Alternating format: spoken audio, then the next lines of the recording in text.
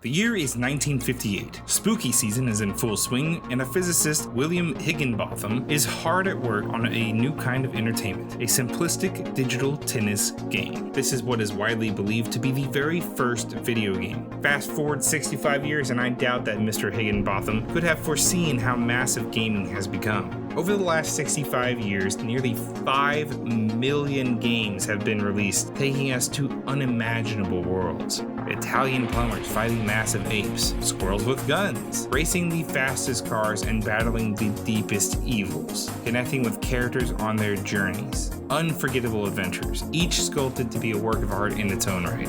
And art is worth preserving, right? So why is it that 87% of games released before 2010 just aren't commercially available? I'm Andrew Hamilton from Hardwired, and that's what we're diving into today. According to a recent study conducted by the Video Game History Foundation and Software Preservation Network, a staggering 87% of games released before 2010 are simply unavailable through normal means, and only 13% of those games are still accessible either through re-releases on active platforms or via the use of emulation. This means that most of gaming history is slowly being lost, and moreover, it means that new generations aren't going to get to experience or even have the option of experiencing these great titles. I spoke last month about how gaming is one of the most unique mediums out there, and with that uniqueness comes some very unique problems. Early game development was a Wild West frontier of loose contracts, companies flaring up and then flaming out of existence, and a never-ending need to one-up the competition, leading to some questionable designs. Titles released prior to 1990 have a reissue rate, meaning that they've been put out again, of only 3%, and you can bet on it just being the big hitters. Yes, we know Mario games have been preserved, but what about Glover 3D or Clay Fighter? Scratch that. Let's look at games as recently as the PS3 console, a console so notoriously difficult to develop for that even Sony doesn't fully understand it. Their own emulator isn't running exactly the same as the hardware was. Even emulation isn't exact for these things.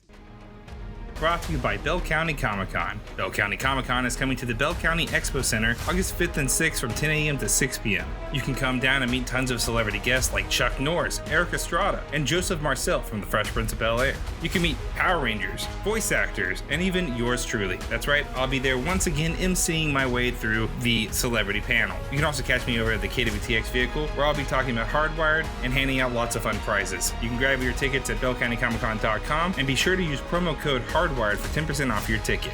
That's bellcountycomiccon.com, promo code Hardwired for 10% off your ticket. So how did we get here? What happened? Well, typically, media is maintained through the commercial market. Take, for instance, movies. Every new format, VHS to DVD, DVD to Blu-ray, Blu-ray to 4K, brings with it re-releases of older movies, the most recent being, like I said, 4K upscale or 4K restored movies. Even if you can't find a movie like, I don't know, let's say Quest for Camelot, physically, you can usually find it somewhere digitally. The video game industry has done a pretty terrible job at keeping its own history alive commercially. A lot of that comes down to licensing, and again, the code being difficult to just port to the new consoles. But it also comes down to publishers simply not wanting to spend the resources preserving what's come before when they need to constantly be rushing headlong into the future. Yes, there are places that resell older games. There's a lot of these kinds of resell locations, but they come with their own sets of baggage. And eventually, these old copies that have been sold and resold and played 1,000 times are going to stop working, and we'll need something else to take their place. So, video game history is dying. What do we do about that? Well, the Video Game History Foundation says the best thing we can do is to start thinking ahead, particularly when it comes to the governments of the world. It's time for them to start working with game companies to provide an effective infrastructure to preserve video game history. Emulation tools could be expanded and even supported by game publishers, and that would be a massive help. Yes, places like Limited Run Games are re-releasing masterpieces like Gex, but these are few and far between, and if the publishers aren't going to re-release the games themselves, the least they could do is properly save them.